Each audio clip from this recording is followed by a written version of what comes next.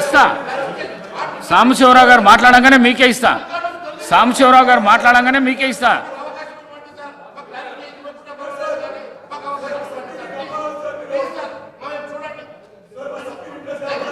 మాట్లాడండి మహేశ్వర్ రెడ్డి గారు. సార్ ఒక నిమిషం. థ్యాంక్ యూ అధ్యక్ష.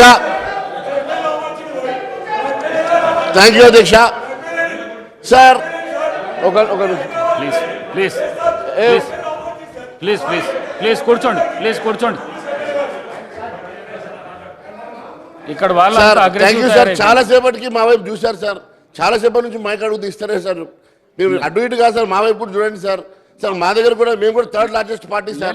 అవకాశం వచ్చినప్పుడు తప్పకుండా ఇస్తా సార్. అట్లా సార్ మాది వారు స్పెసిఫిక్ గా భారతీయ జనతా పార్టీ పేరు తీసుకున్నారు సార్. గౌరవ సభ్యులు sir, in what way Bharatiya Janata party is concern in demolition of Babri Masjid sir? How can honourable member say about this sir? Sir this is the house sir. ఇక్కడ గౌరవమైనటువంటి సభలో ఇలాంటి పచ్చి అబద్ధాలు మాట్లాడడం సబబు కాదు సార్. ఇది చాలా అన్యాయం.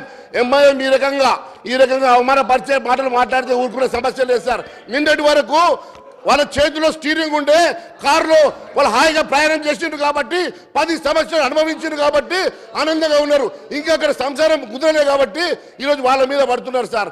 వాళ్ళు ఏమైనా చేసుకోండి, మధ్యలో భారతీయ జనతా పార్టీ జోలికి వస్తే బాగుంటుందని చెప్పి తెలియజేస్తా ఉన్నారు సార్. భారతీయ జనతా పార్టీ ఎప్పుడు కూడా బాబ్రీ మస్జిద్ డిమాలిషన్ లో మా పాత్ర లేదు.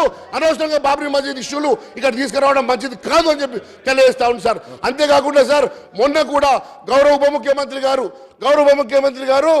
మొన్న మాట్లాడుతూ ఎక్కడ కూడా మేనిఫెస్టోలో ఎక్కడ కూడా మరి నిరుద్యోగ అభివృద్ధి పెట్టలేదన్నారు సార్. పేజ్ నంబర్ 9లో నిరుద్యోగ అభివృద్ధి గురించి చాలా స్పెసిఫిక్ గా ఉన్నది సార్. సాంబశివరావు గారు